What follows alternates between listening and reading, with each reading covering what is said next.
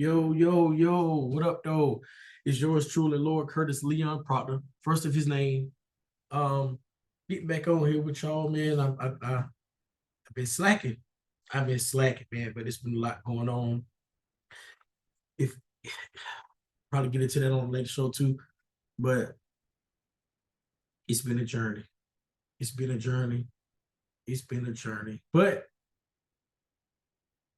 all I'm going with is, everything happened for a reason.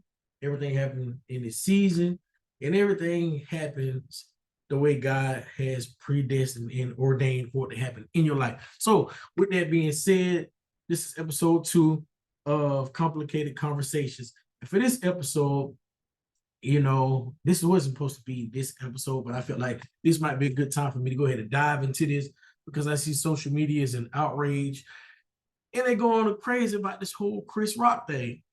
A lot of y'all be hitting me up and y'all waiting for the Emeka episode.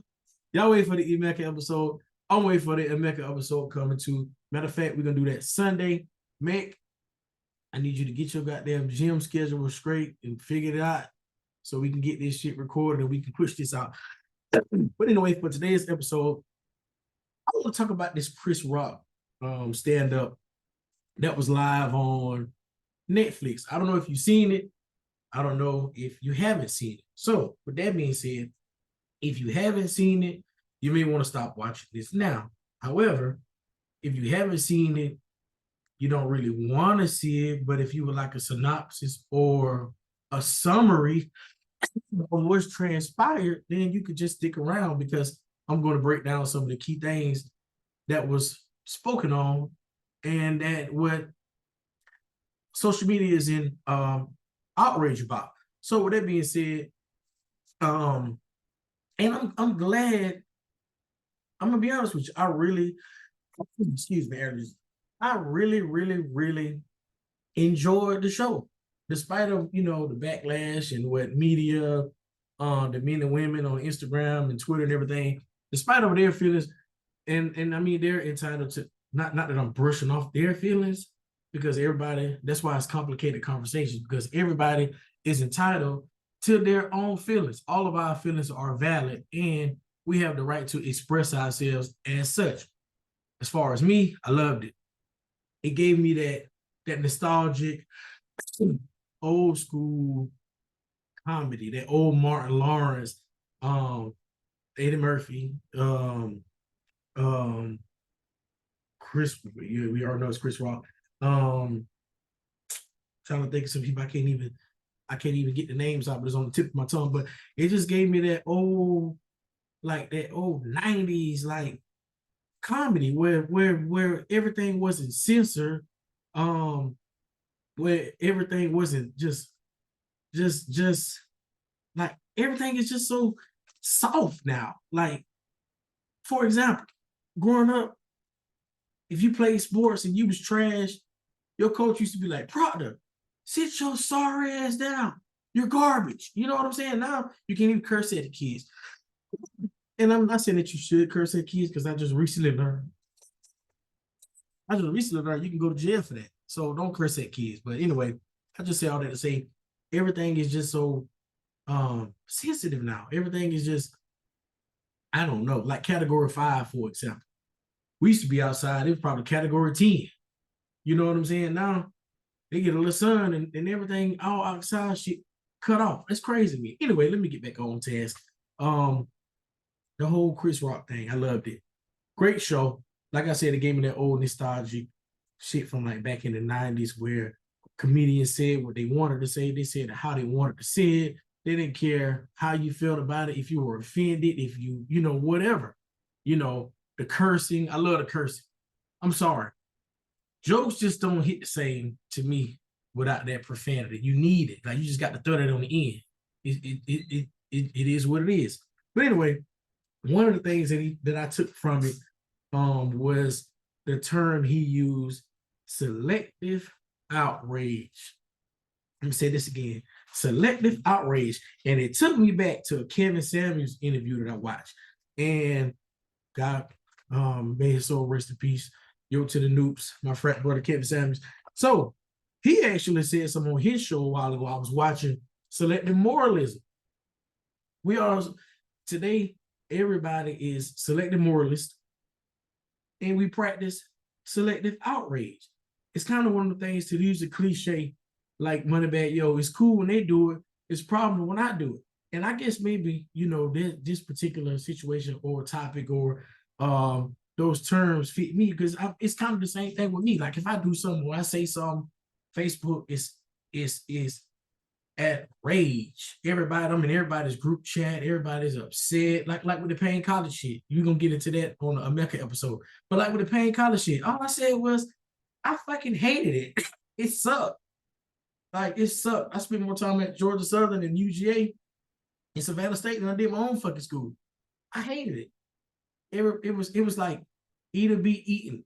I'm gonna turn up on this nigga before he turn up on me. Like if you didn't smoke or do drugs, like or hang out behind Epworth all day, you really wasn't popping like that. So I'm like, I didn't fit in.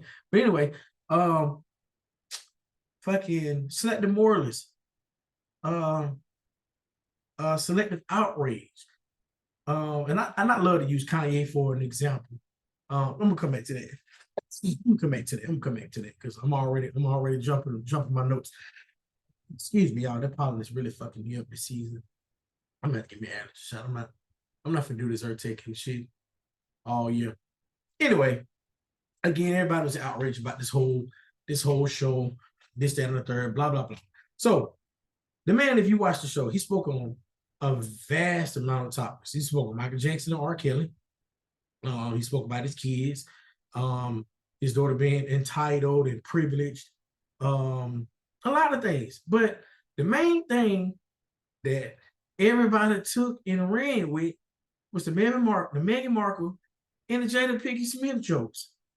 And honestly, I went into the show anticipating those particular jokes because I had already seen everything. I had already seen everything on Instagram at work prior to watching. And as a matter of fact, I wasn't gonna watch it because it was like 1 a.m., but I was off the next day. So I'm like, you know what? I'm gonna fuck with it. And I'm glad that I did. So main two things that everybody took, and it's like they're not speaking on aside of Michael Jackson's nephew. Nobody else is speaking on anything else that this man said except what he said about these two black women. And then they spin the narrative to say black men don't protect black women, and Chris Rock, this is proof that he hates women. This is not illustrating that this man hate women. And if that's what you took from it, I think you should probably go watch it again and reevaluate your thoughts. So I'm gonna get it to one of the main things. What was it? Oh yeah. The big thing about Shawty was saying, she didn't know the fucking royal family was racist. How? Like the nigga Chris Rock said, they fucking funded the fucking Atlanta slave trade. How? Really? Then she on TV. And I'm gonna be honest with you, I watched some of those clips. She on TV crying. They wanted to know how dark the baby, bruh. Like Chris Rock said, black people do the same shit. If you see my son, this little Negro, light skinned as hell. And my grandmothers and everybody still saying, look behind his ears to see if he gonna darken up. He's not. He's high yellow. So it's kind of like when I heard that, in my mind, I was already thinking, thank Chris Rock for saying this. Like everybody in every black family does that. Even like he said, even we want to know how dark they goddamn baby gonna be. Is that baby gonna be a Mecca black? Sorry, man. Or is that baby gonna be Kylo black, my son? You know what I'm saying? Like we coming all shades of color. So anyway, that was one of the things that offended her, of course. And that's her baby. She's entitled to her feelings. Her feelings are valid. So excuse me if you feel like this is insensitive, but this is how I feel. and I'm right for feeling the way I feel. Another thing, she said she didn't know that they were racist. Like, how? This is the fucking first family. You know what I'm saying? Everybody know they fucking racist. My son know they racist, and he don't even know what racism is. So it's like, how? But, you know, social media taking and ran with it. He's picking on her, etc. So, oh yeah, another thing that I like that he used. This is what gets me too. And back to the money bag shit. Like, it's cool when they do it, or it's cool in this situation. It's cool when we do it, but it's a problem when they do it. And I say this all the time. And this takes me somewhere else, and I don't want to get off topic. But it's still related to what I'm saying. As far as her saying she didn't know that they were racist, accepted her and accepted her child based on how dark they were going to be. It's like, it's okay if Black people are cruel, or if we're racist, or if we frown upon, belittle, put down, or beat upon white folks. But if white folks do it to us, it's the end of the world. Why? Slavery. We always go back to slavery. And I'm not being, slavery was a real thing, and it was a terrible thing. It was a tragic thing.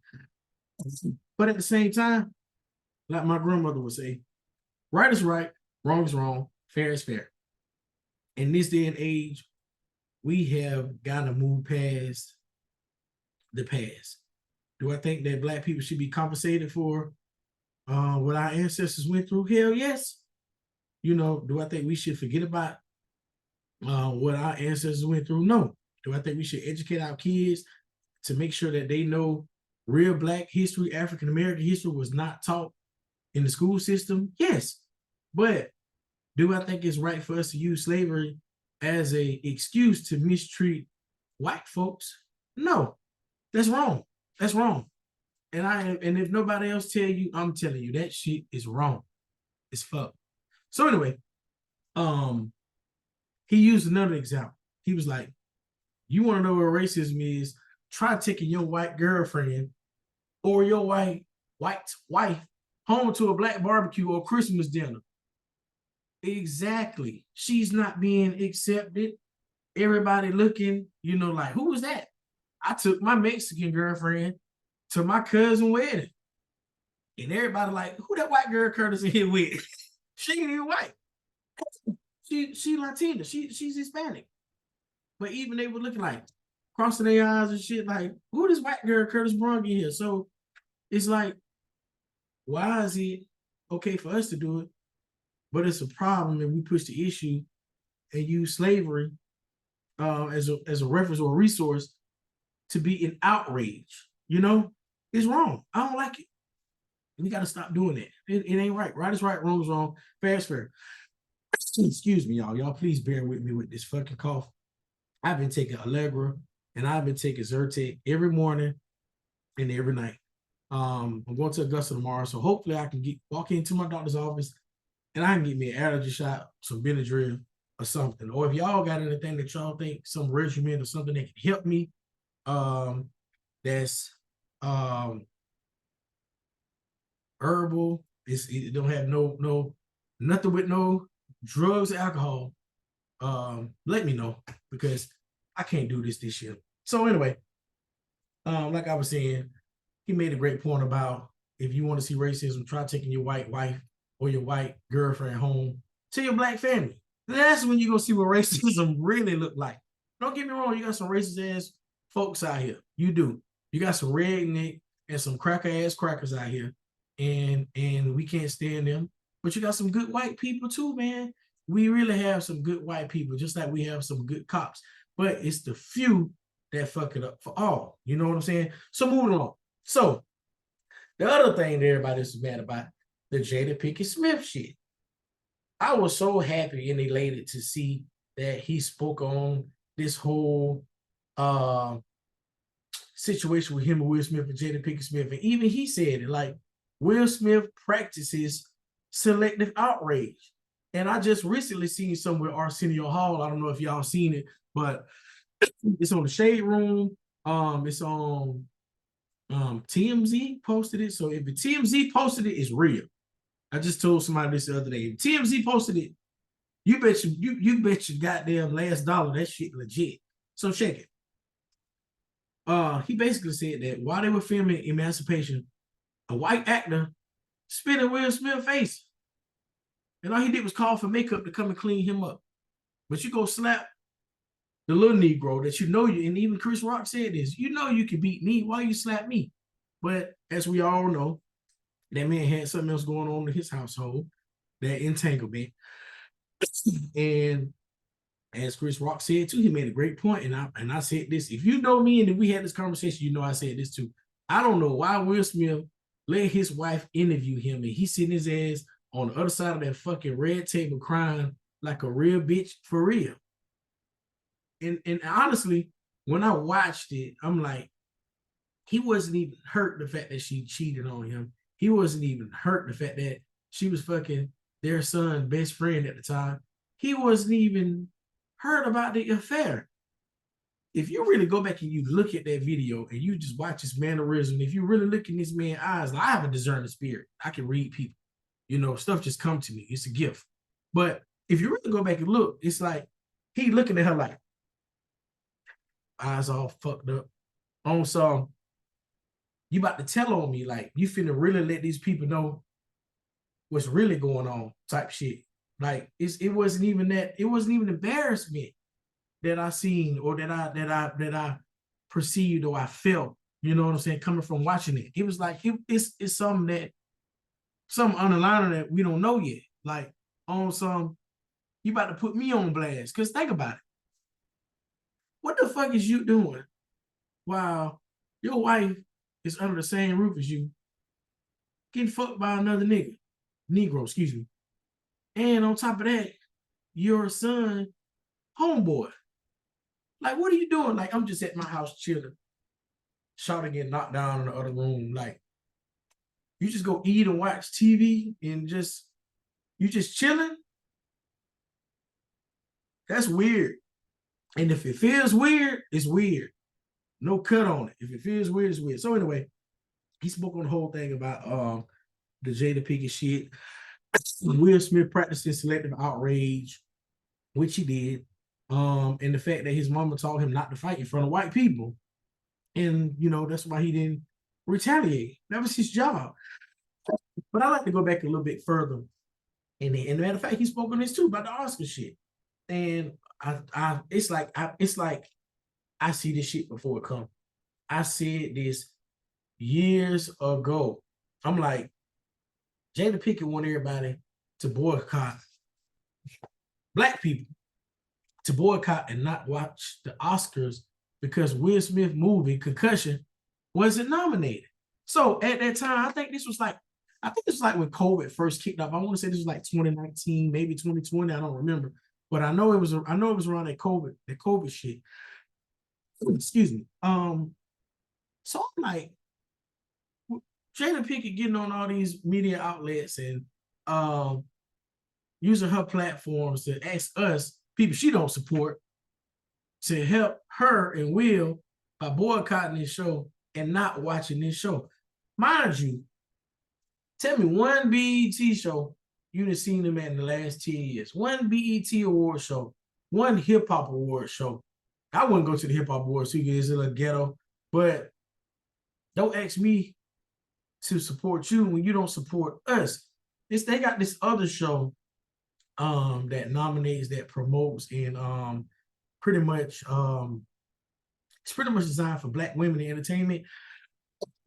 That they do on BET as well. I can't think of the name of the show, but if you know the name of it, or if you have some knowledge of it, you know what I'm speaking of. They don't go to that, but they go to the MTV Awards.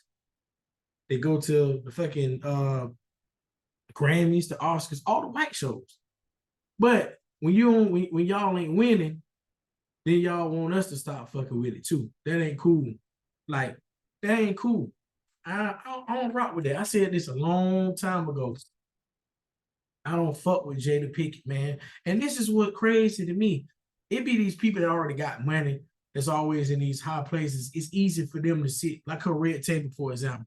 It's easy for her to sit at a red because we're looking at their wealth, their lifestyle, the things that they're doing, the resources that they have, and we like, damn, I want to get them. But they still capitalizing off of our broke asses. Because it's like you sit at this red table and you can sit up here and talk to somebody about fixing their life or how to help them or how they can grow, etc.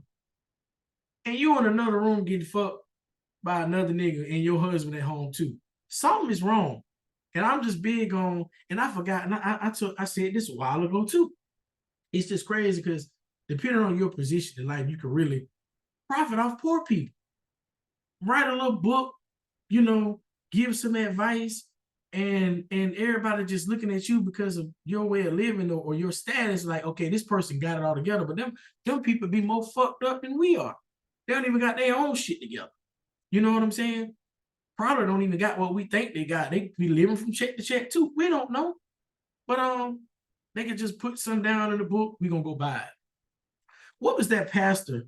It was a pastor that was recently outed, and he had this little self-help book that was supposed to, like, people was reading it for like motivation and all this other shit. And then it came out, it was something about relationships and all of this shit like that. And he, I guess he was going in about him, his wife, how long they've been married. Whoop, whoop. Then it came out he was cheating on his wife. And y'all went and bought the book. Stupid, goofies. Y'all don't fucking get it, man. Y'all don't get it. So anyway, the Jada Pinkett thing. So it's just a lot. Like, I don't get it. I want to go into that whole selective moralism and that selective outrage thing too, because I think Black people practice this more than any race, ethnicity, group, or genre of people. I don't even know if I can say that like that. But for example, Lil Wayne met with Trump at the White House, took pictures with him, posted it on his social media. Everybody shared it. Kodak Black did the same thing. Everybody shared it. Steve Harvey did the exact same thing. Went to the White House, shook his hand. Yes, sir. Whatever. Everybody shared it. But when Kanye met with him, it was the end of the fucking world. When Kanye sat down and shook his hand and shucking and jived with him like the rest of them niggas did, it was the end of the fucking world. Everybody mad, canceled him, this, that, and the third. Yeah, he put on a little MAGA cap. But if you go back, see, and this is another thing too. I think we see stuff and we don't really go back to doing the research or get any literature of what somebody really has going on. And if you really, forgot what interview it was, but you can find it on YouTube. Just put some in like why Kanye wore the MAGA hat, some shit like that, it'll pop up. But Kanye basically was on some, I'm gonna take this negative and spin it into like a positive type shit, but at the same time, kind of like spitting in. It's kind of like spitting in, supposed to be like a slap to the face of somebody who's using it to be offensive. Like we took the word nigger, for example, and we coined it. What's up, nigga? Boom, boom, boom. What's up? Oh, bro, what's up, nigga? Hey, nigga, what's up? I ain't see you, nigga. What's up, nigga? You know what I'm saying? We took that, we embraced it, we made it our own. Initially, when that term was made, it was made to degrade us, to put us down, to make us nothing. But we embraced it and we use it every day. That's kind of what the route he was trying to go with the MAGA hat, but a lot of people didn't understand it. If you go back a little bit further, before COVID, he did the same thing with the Confederate flag. You got them rednecks that ride around with the flag at the top of their goddamn trucks. We know they racist. We know what that flag stands for. We know what that flag means. Kanye took it to put it on them goddamn bomber jackets and had all these Black folks wearing it. The white folks was pissed off. Let me say this again. Kanye took that Confederate flag and put it on them fire-ass bomber jackets with, I think that was Yeezy season 8. Correct me if I'm wrong. I think it was like season 8 or something like that. That bit was hard too. Them white folks was mad. The man took their shit and put it on some black shit. Now you got black folks walking around with the fucking Confederate flag. They didn't want that because that's not what it was designed for. But that's what he was trying to do with the MAGA hat. But Kanye is just one of those people that we love to hate. Selective moralist. Yeah.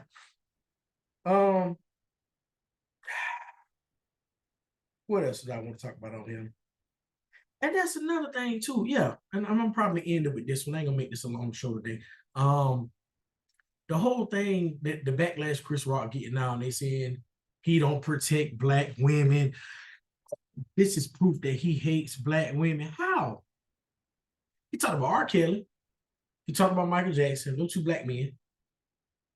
He basically said one went to jail, the other one didn't, because one had better songs than the other one. That shit was funny. I'm sorry. That shit was, like my old partner would say, that shit was knee slapping funny. Y'all ain't on there talking about that. Y'all ain't, and it's crazy because out of everything this man talked about, out of everybody he clowned and joked, these folks took these two women, pulled that to say he hate black women. He don't protect black women. That shit crazy. It's like when somebody called in this day and time, we gave women, and I don't have a problem with it, but I seen this post on Instagram too. As a fat ass then gave women too much power. And it's really us Negroes, especially the thirsty Negroes. It's like you will let this person run all over you because she fine and she thick. You know what I'm saying? You won't even hold this person accountable because you're sexually driven and or attracted to this person. You know what I'm saying? And then for those of us who do hold these women accountable or do call them on their bullshit, we're labeled. You know what I'm saying? We get all these different things that we're labeled. No. Like, it is what it is. Again, like my grandma would say, right is right, wrong is wrong, and fair is fair. But anyway, this is Complicated Conversations with yours truly, Lord Curtis Leon Proctor. Before I close out, let me see. I think I pretty much touched on everything. I didn't really want to make this a long show.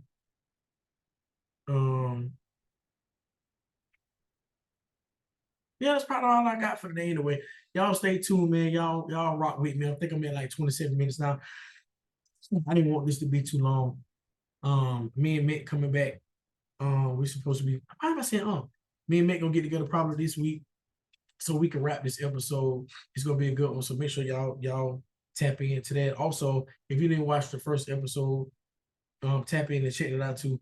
Hey man, like, share, subscribe, and comment. Also, give me some feedback, man. Like, tell me what y'all think. Shout out to Ange. Ange hit me up.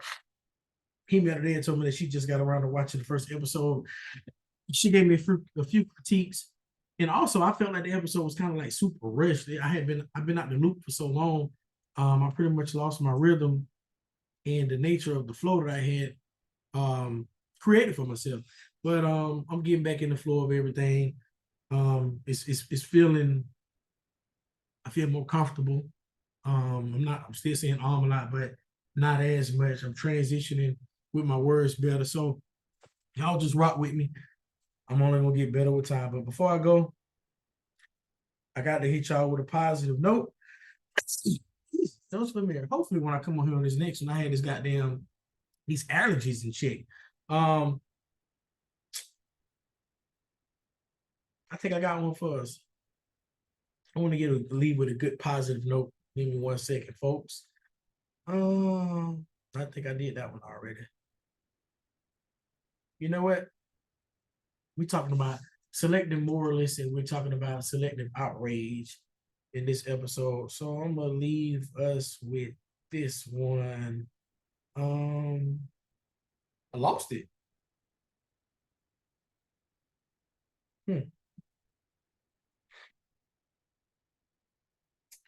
Well, I might not do a positive note today. No. 1 second. I got some minutes. I got like 200. try to go with something that kind of hit that go with the show. I got one. Okay, here we go. So the positive note for today, y'all, is going to be anger is only one word away from danger. And literally, now that I'm reading this, it literally is one word away from danger. Hey man, thank y'all. I hope y'all enjoyed the show. See y'all on the next one. Like, share, comment, subscribe, leave me some feedback. Follow me on Instagram. It's Lord Curtis. Follow me on Twitter. It's Lord Curtis. Subscribe to me on YouTube. I think it's Complicated Conversations or Lord Curtis Leon Proctor.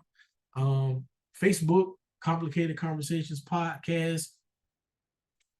Look forward to hearing from y'all, man. Tap in. Yo.